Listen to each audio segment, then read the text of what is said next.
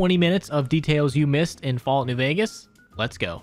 In Goodsprings, there is an unmarked quest called Exhuman Nature, and this is a play on the phrase human nature and the word exhumation, which is the practice of removing a dead body from the ground. That becomes pretty relevant very quick.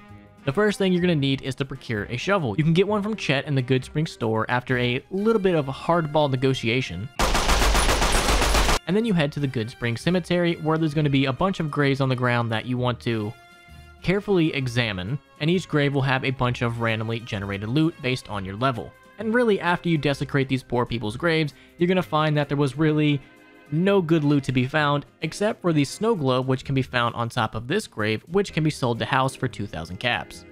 And speaking of the Goodsprings Cemetery, one of my favorite aspects about the Goodsprings Cemetery is if you stand really still, you turn the music way down low, and you just sit here and listen. Very subtly, you will hear some creepy, ghostly-like whispering.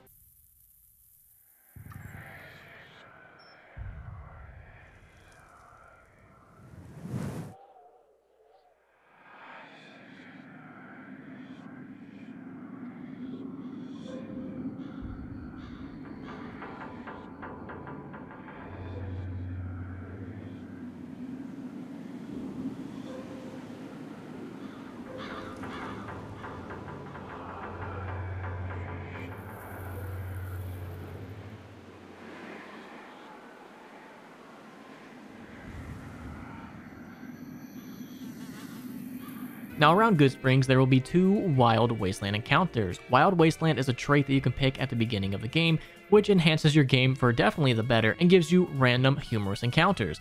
The first one is going to be the fridge was a death trap. This one is located on your way from Goodsprings to Gene's skydiving.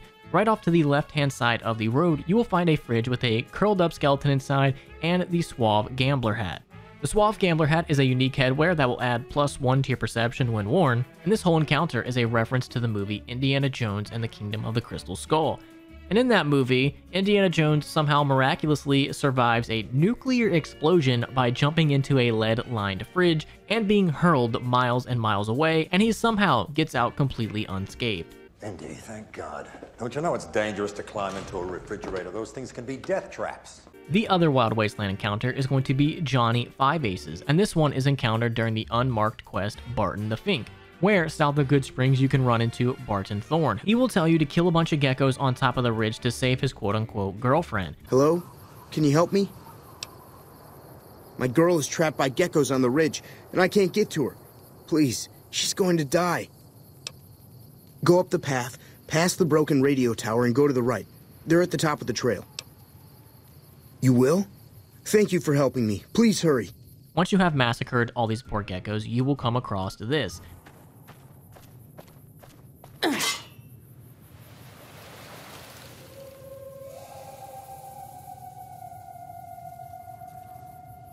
going to be a dead prospector named Johnny wearing glasses with a glass pitcher next to him and 5 aces on the table. And this is a reference to the failed game project Zyborn Glock and its character Johnny 5 Aces. And even the name Barton Fink is a reference in and of itself to a 1991 comedy thriller Coen Brothers film, Barton Fink, which is about an intellectual New York playwright, Barton Fink, as he accepts an offer to write movie scripts in LA. But as he tries to, he finds himself with writer's block when required to do a B-movie script. And as his neighbor tries to help him out, he continues to struggle as a bunch of bizarre sequences try to distract him. So it just seems like no matter where you look in Fallout New Vegas, you're going to have a reference to something. So after you have encountered the Wild Wasteland encounter, making your way back down the ridge, where you run into Barton Thorne again and deal with him accordingly. Sorry I tricked you, but thanks for clearing out the gap.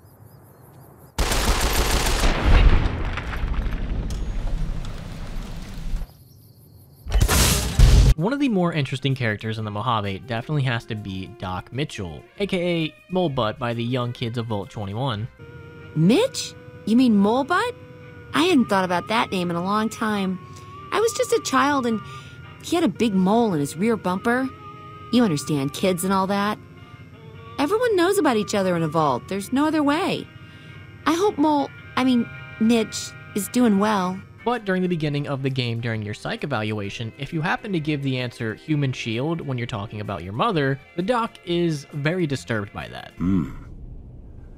Sometimes when you give tests like this, you learn more than you was hoping for, and I reckon that ain't always the best thing. But I guess maybe it explains a thing or two about your predicament. And similar during your evaluation, when he says dark, if you happen to say campfire, Doc's next word will be enemy instead of bandit, but if you don't say campfire, it will be bandit instead of enemy. The Doc also has tons to say about your special stats. If you really stand out in either a positive or a negative way in one special aspect, the Doc will have some very unique dialogue to say about it. Surprised anybody'd want to tangle with you. Heck, you could go Deathclaw hunting with a switch. Nothing gets by you, huh? Could've used you when I lost my keys last month. I guess that explains how you're still alive. You're built solid as an oak. Good to see them bullets didn't affect your charm none. Look at that. Maybe them bullets done your brain some good. Most patients don't get out of bed after being shot and then move like they was in perfect control. You're unusual, I'll say that. With luck like yours, I'm surprised them bullets didn't just turn right around and climb back into the gun. That's some serious atrophy, even for someone who's been in bed a while. It's a wonder you can move at all. Now, I ain't no optometrist, but maybe we should fit you for some glasses while you're here. I just don't get it. A stiff breeze would tear you in two, but a couple of bullets and you're right as rain. Huh. Must be some frontal lobe damage. Sorry, little lady. I fixed up your head as best I knew how. Guess I missed a spot. Don't have all your coordination back yet, looks like. You should think about doing some rehab. Now that don't make a lick of sense. Seems to me you're the luckiest son of a gun in New Vegas. Yeah, that's a pretty standard score there, but after what you've been through, I'd say that's great news. I would hope everybody would know about this one. During the ink block test, one of the images he shows happens to look like two bears high-fiving, but unfortunately, that is not an option. Well, that wasn't good enough for one mod creator who literally made a mod that gave you the option to pick two bears high-fiving. And this became such a big meme that eventually in the DLC, Obsidian made a character literally called Two Bears High-Fiving. But unfortunately, you can only see this if you have the Wild Wasteland trait on.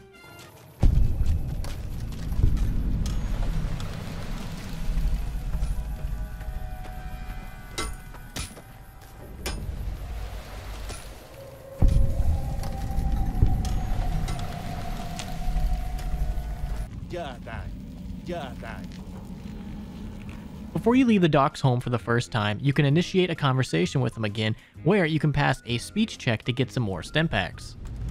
Of course. You've been through a lot. Ain't much, but these'll do you right.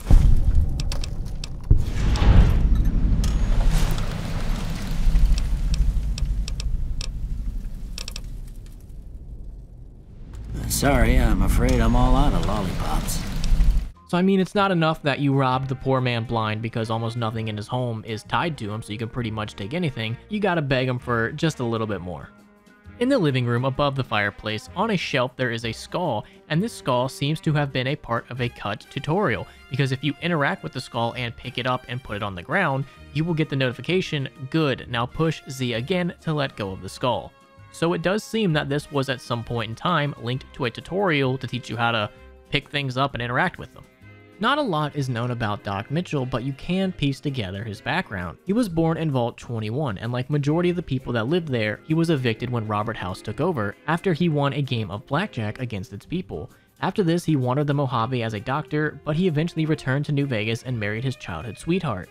After that, they headed to California. However, his wife had a very weak immune system and ended up dying very close to Goodsprings. And unable to live without his wife, he decided to settle down and retire next to Goodsprings so he could always be close to her, and thus you have the doctor that saved your life. One of the first NPCs you run into in the game is going to be Sunny Smiles. She acts as the game's tutorial and will give you a rundown on how things are going to be. And during the tutorial, when she's teaching you how to shoot, you can make a complete ass of yourself and miss every single shot, thus resulting in this unique dialogue. Everything all right? Yep, I'd say you're getting a little trigger happy there. Try to slow down a bit. Concentrate on hitting your target. Here, go easy on it now. Ammo can be hard to come by out here. Or if you have too much pride in yourself, you can just throw the ammo on the ground and it will also work like that. And also during the tutorial, if Sunny's dog Cheyenne happens to meet a unique end, Sunny will also have some more unique dialogue, which she will start to act very depressed over the loss of her dog.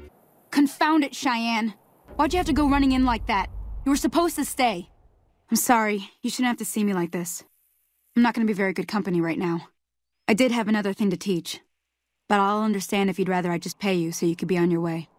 Which is completely understandable, and that's why I always reload a previous save to make sure that dog does not die, because I've seen the John Wick movies. I know how that plays out.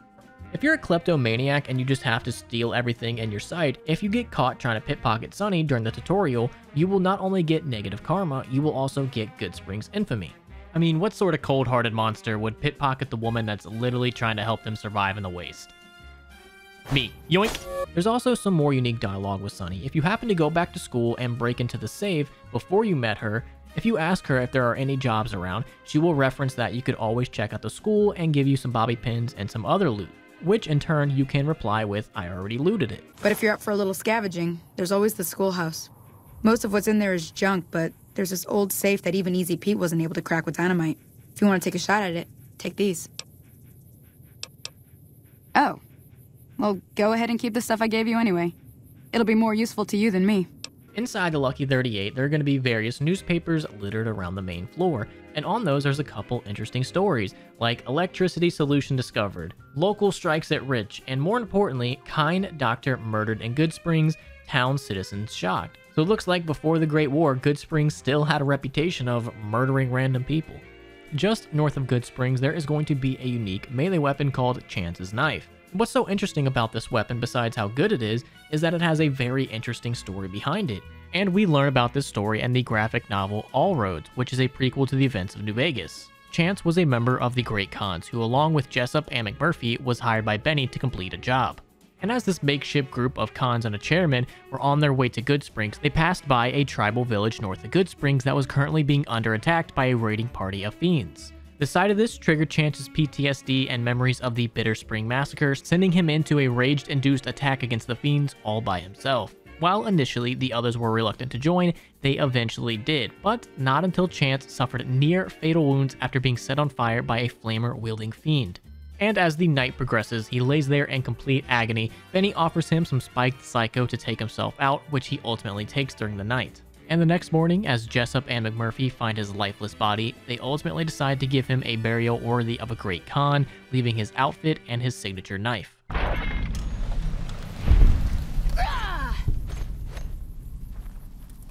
There are not too many people in the Waste that are willing to refer to Caesar as Caesar, but one example is surprisingly Easy Pete. They're slavers, led by a guy named Caesar, or Caesar. Not sure how you're supposed to say it. Chet is the sole proprietor of the Goodsprings General Store, and depending on your actions during the quest Ghost Town Gunfight or Run Goodsprings Run, whether you side with the Powder Gangers or the citizens of Goodsprings, Chet will reward you with some interesting discounts. If you side with the Powder Gangers, you will receive a 50% off discount. I won't make any trouble for the gang. Just let me keep my store and I'll cut you a little discount. And if you side with the citizens of Goodsprings, you will get a discount depending on your reputation, with a minimum of 25% as long as you have a mixed reputation, and a maximum of 75%. And after the Goodsprings quest has finished, no matter which side you take, you can very stealthily take him out and you will not receive any negative reputation.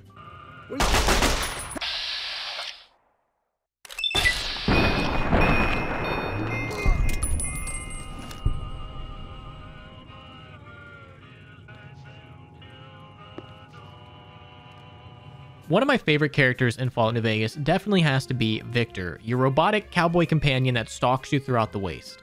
And if you have ever been to real-life Las Vegas and you head down to Fremont Street, you will notice that Victor is actually based off of the Vegas Vic, a giant neon sign. And it's very, very surreal to see in real life, so if you ever happen to be in Las Vegas, make sure to check out Fremont Street. It's just littered with all of these Fallout New Vegas references. Totally awesome, very cool Kanye, would recommend.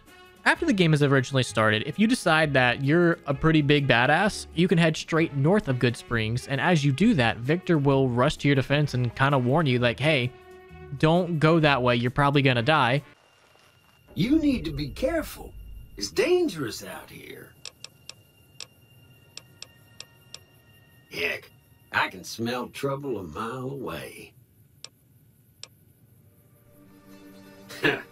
I like you, friend. Have I mentioned that? I saved your life, so I kind of feel responsible for you is all. Well, sure you can, friend. But everyone needs a hand from time to time. Maybe you'll return the favor one day.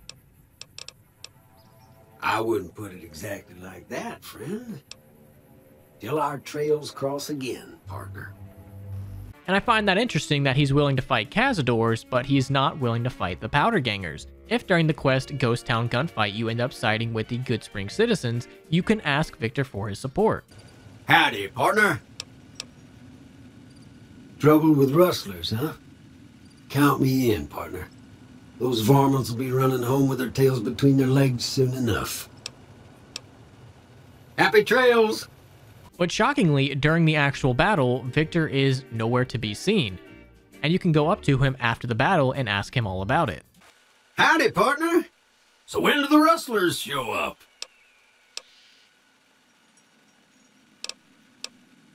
Now just hold on. I meant it when I said I'd help you. Guess I must have dozed off. That's never happened before. All right. But put everything back the way you found it.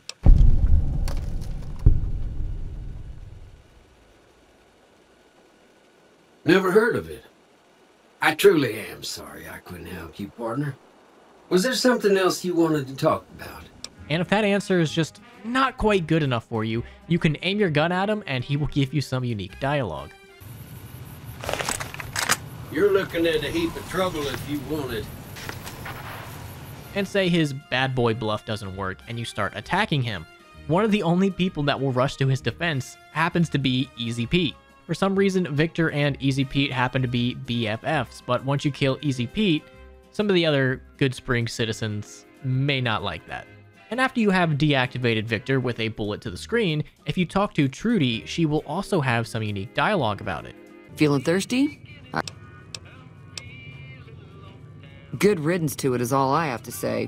Never liked having it around. Now, instead of doing all of that, if one of the first things you do is just run to Vegas without ever talking to Victor, you will also get some unique dialogue upon meeting him for the first time in Vegas. Howdy, partner. You've come for a piece, haven't you? Welcome to New Vegas. Allow me to introduce myself. I'm the Securitron that dug you up in the bone orchard outside Goodsprings. I thought you'd gone up the flume, but that Doc Mitchell knows his trade. It's good to see you up and around, right as a trivet. Consider me your personal welcome wagon. Now hear this. The head honcho of New Vegas, Mr. House, is itching to make your acquaintance. Just head for the Lucky 38. It's the big old tower shaped like a roulette spinner.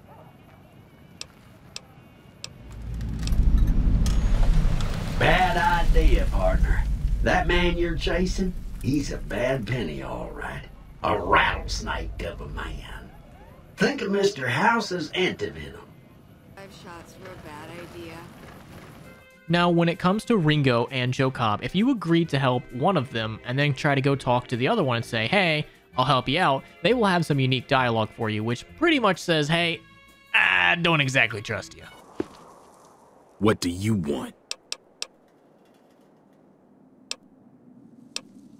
He's some traitor who decided he'd rather would serve these idiots right if me and my guys shot the place. No. I got a funny feeling about you, and there's no way I'm trusting you to watch my back. That's close enough. Who are you, and what do you want with me? I'm gonna lay low for as long as I can, assuming the town doesn't throw me to the wolves. I've got no chance against the gang on my own. I saw you being awfully friendly with Joe Cobb, so no thanks. The last thing I got for you guys is that this video would not be possible if it was not for my beautiful Patreon supporters. We got Brian Hahn, Person, Dirty Dan, Fat Lucky Potato, Icy Storm, B-Rad the Man, Giovanni Diaz, Jorge Burgos, Dr. Dopey, Mayall, G-Daddy Smackdown, Forg, Mr. Ridgway, and Henry Heiberg. Patreons get videos early and are just simply better than everybody else. If you would like to be one, link is down there below in the description. And that's going to be all for today. I will see you guys in the next one. Peace.